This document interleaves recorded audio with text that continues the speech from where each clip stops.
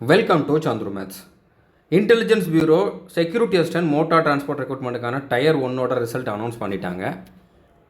So இந்த ரிசல்ட்டுக்கான PDF நம்மளுடைய சந்துரு மேத்ஸ் அஃபீஷியல் டெலகிராம் சேனலில் நான் ப்ரொவைட் பண்ணியிருக்கேன். டெலகிராம் சேனலில் நீங்கள் ஜாயின் பண்ணிவிட்டு அந்த ரிசல்ட்டை வந்து பார்த்துக்கலாம். Okay, so IPSA tier 1 result அப்படின்னு சொல்லிட்டு ஒரு பிடிஎஃப் இருக்கும். இதை ஓப்பன் பண்ணிங்க அப்படின்னா இதில் ஜோன் வைஸ் செலெக்ஷன் ஆனவங்களுடைய ரோல் நம்பர் மட்டும்தான் கொடுத்துருப்பாங்க. நீங்கள் சென்னை ஜோனில், ஓகே, பேஜ் நம்பர் 3ல் சென்னை ஜோனில் செலெக்ஷன் ஆனவங்களோட ஷார்ட் லிஸ்ட் ஆனவங்களோட ரோல் நம்பர் இருக்கும். உங்களோட ரோல் நம்பர் இருக்குதா அப்படிங்க செக் பண்ணிக்கோங்க. ரோல் நம்பர் இருக்குது அப்படின்னா நீங்கள் எவ்வளோ மார்க் எடுத்திருந்தீங்க அப்படிங்கிறதையும் கமெண்ட்டில் மென்ஷன் பண்ணுங்கள். சந்திரமா ஸ்டூடெண்ட்டாக இருந்தால் அதையும் மென்ஷன் பண்ணுங்கள்.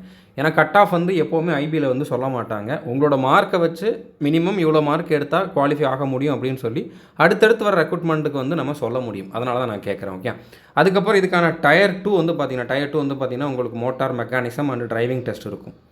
இன்டர்வியூ அப்படிங்கிற மாதிரி சொல்லியிருப்பாங்க. ஓகே, ஸோ அதுக்கான அட்மிட் கார்டு வந்து எப்போ வரும் அப்படின்னு சொல்லி டேட் எதுவுமே சொல்லலை. பட் உங்களுடைய மெயிலுக்கு அடுத்ததாக வந்து உங்களுக்கு எஸ்எம்எஸ்க்கு வந்து அதுக்கான டீட்டெயில்ஸ் அனுப்புவாங்க. எப்போ வருது அப்படிங்கக்கூடிய டீட்டெயில்ஸ் அனுப்புவாங்க. ஸோ உங்களோட மெயில் அடுத்ததாக எஸ்எம்எஸ் வந்து அப்பப்போ நீங்கள் செக் பண்ணிக்கிட்டே இருங்க. ஓகே, கூடிய சீக்கிரமே அதுக்கான அப்டேட் வரும். புரிஞ்சுருக்குன்னு நினைக்கிறேன். செலெக்ஷன் ஆனவங்க கமெண்ட் பண்ணுங்கள். All the best. தேங்க்யூ.